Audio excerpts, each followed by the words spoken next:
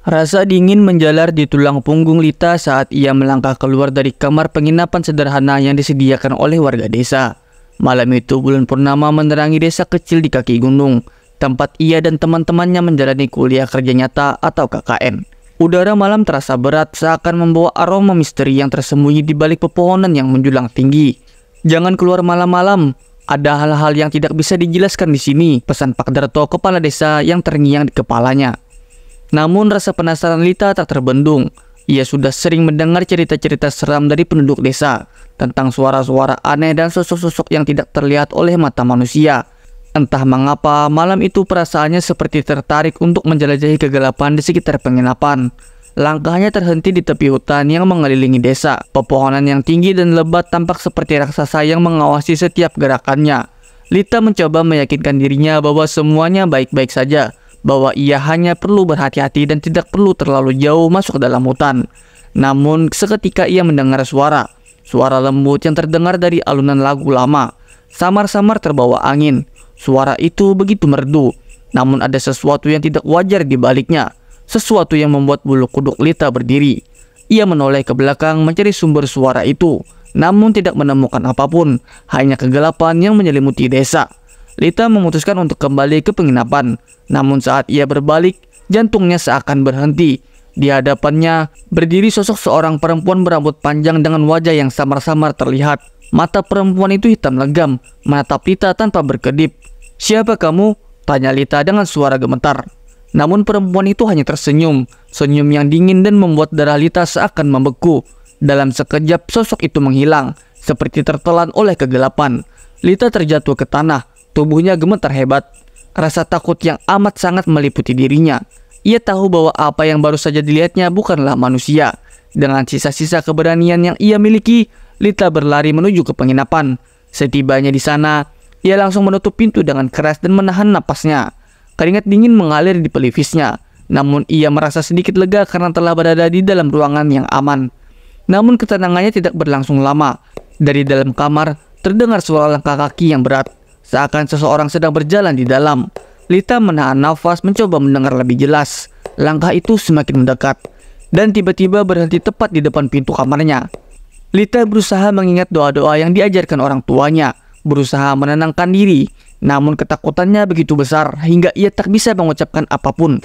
Pintu kamar berderit pelan, membuka sedikit demi sedikit.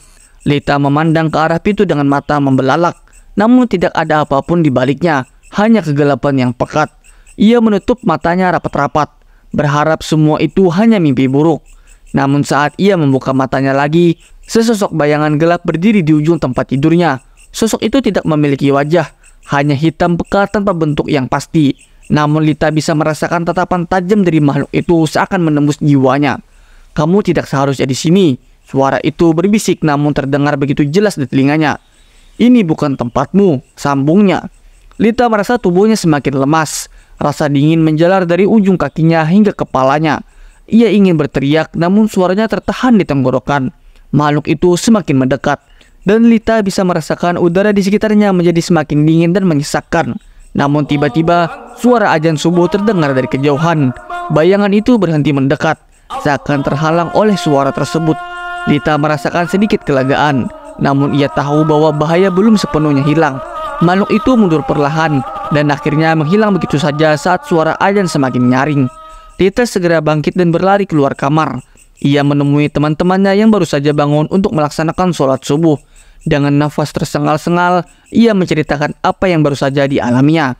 Teman-temannya tampak ketakutan mendengar cerita Lita. "Pak Darto benar, desa ini memang menyimpan banyak misteri. Kita harus berhati-hati," kata salah satu dari mereka. Mereka semua setuju untuk tidak keluar malam-malam lagi selama berada di desa itu.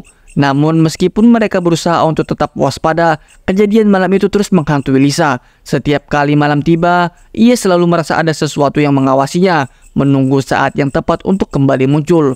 KKN yang awalnya diharapkan menjadi pengalaman yang menyenangkan dan penuh kenangan, berubah menjadi mimpi buruk yang tak pernah ia bayangkan. Desa yang tampak tenang dan damai di siang hari, menyembunyikan kegelapan yang hanya muncul ketika malam tiba. Lita tahu bahwa ia telah melanggar aturan yang tidak tertulis di desa itu, dan kini ia harus hidup dengan ketakutan akan kehadiran makhluk-makhluk gaib yang terus mengintainya. Hingga tiba saatnya mereka meninggalkan desa, Lita tidak pernah merasakan benar-benar aman.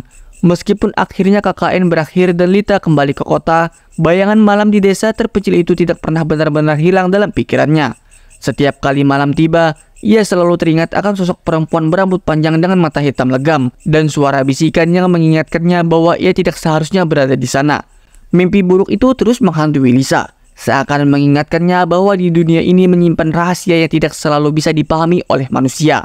Dan di suatu tempat, di desa terpencil itu, makhluk-makhluk gaib masih menunggu, siap untuk mengganggu siapa saja yang berani melanggar batas antara dunia mereka dan dunia manusia.